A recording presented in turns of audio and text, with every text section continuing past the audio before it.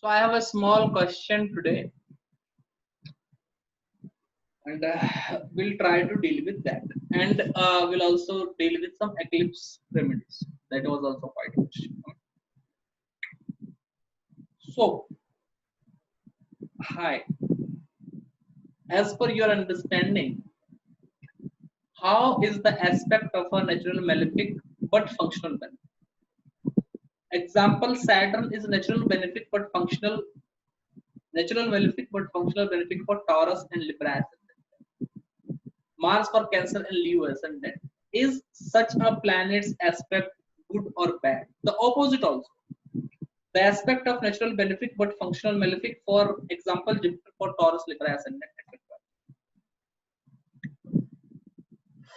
Quite a good question. Too good to ignore. First of all, I don't encourage such questions in the message box. Group is the way. Don't think of your benefit. Let everyone benefit.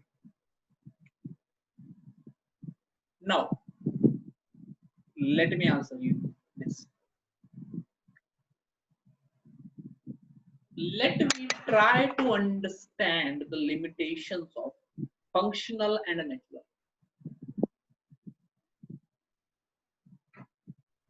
This is something that I dealt yesterday in my Rashi course also. Not a problem. Repetitions are not always bad. Sometimes it is good also. Now,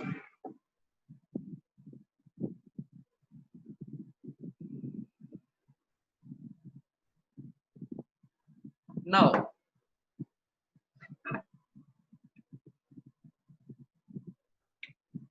planets have different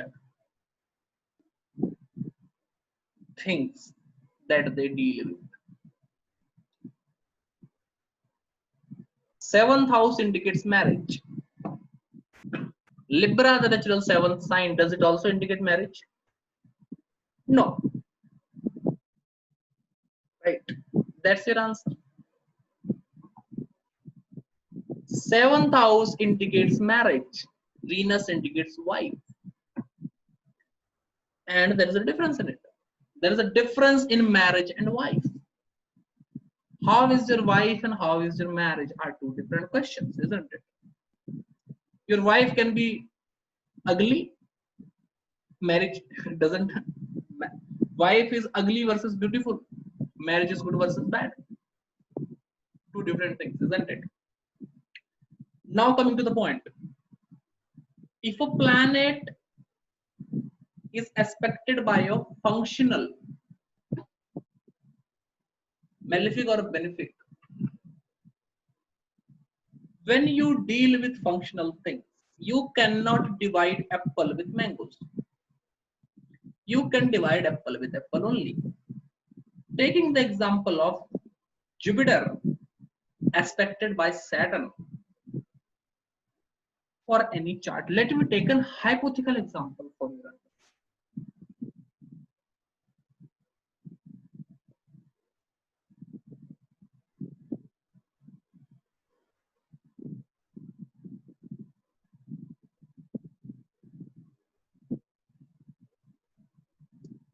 This is an hypothetical chart. Okay.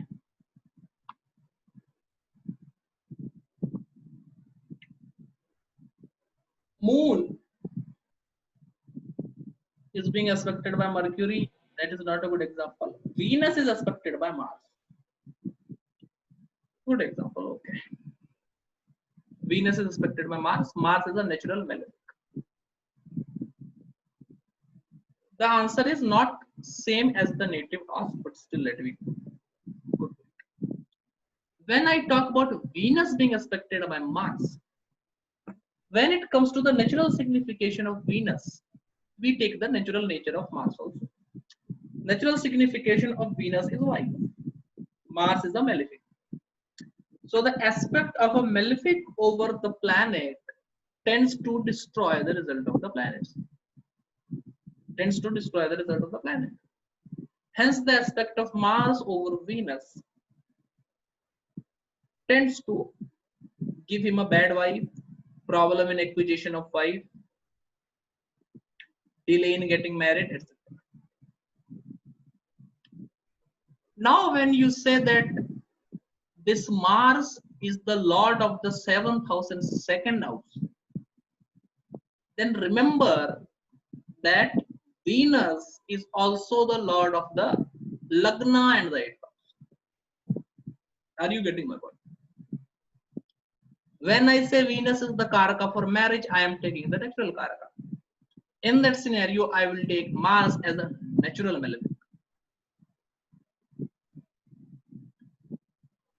When I take Venus as the lord of the Lagna, I should take Mars as the lord of the seventh house only. And this is a connection between Lagna lord and seventh lord, which guarantees marriage.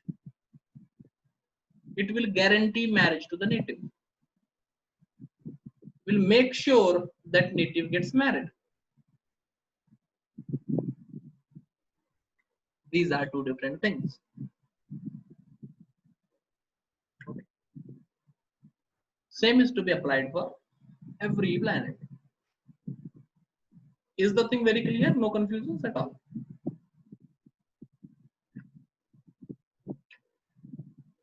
Right. Venus being aspected by the seventh lord, there is not much signification to it. But still you can take it as the Karaka of marriage is aspected by the eighth lord.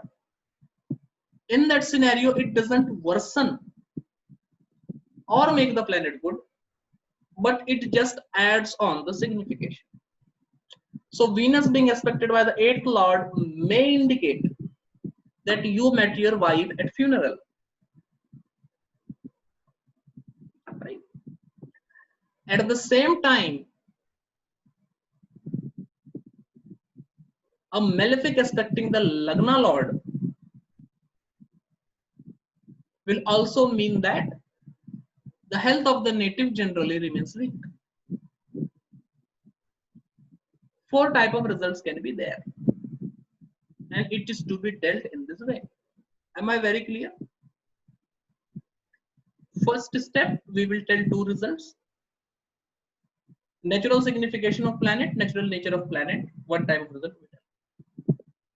Functional nature of planet, functional signification of planet, we will mix it, tell the second type. The other two type of result will come from crossbreeding. That crossbreeding we also know. And we tell that crossbreeding was also an example. The crossbreeding is the Lagna lord aspected by a malefic, crossbreeding 1. And Lagna lord or the Karaka of marriage aspected by the seventh lord, crossbreeding number 2. Using this way, we can answer it. Very clear, very simple. I don't think there is any scope of confusion here.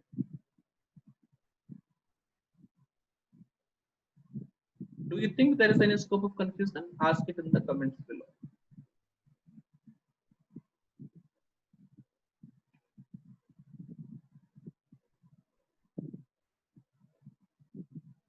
The question is when the natural beneficence of such a natural malefic will fructify in which area?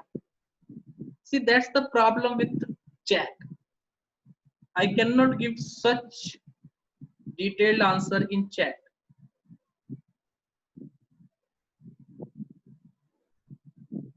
I cannot give such a detailed answer in a chat.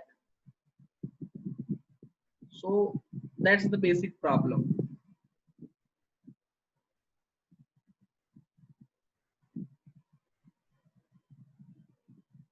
Right? When the results fructify in the appropriate Dashanta.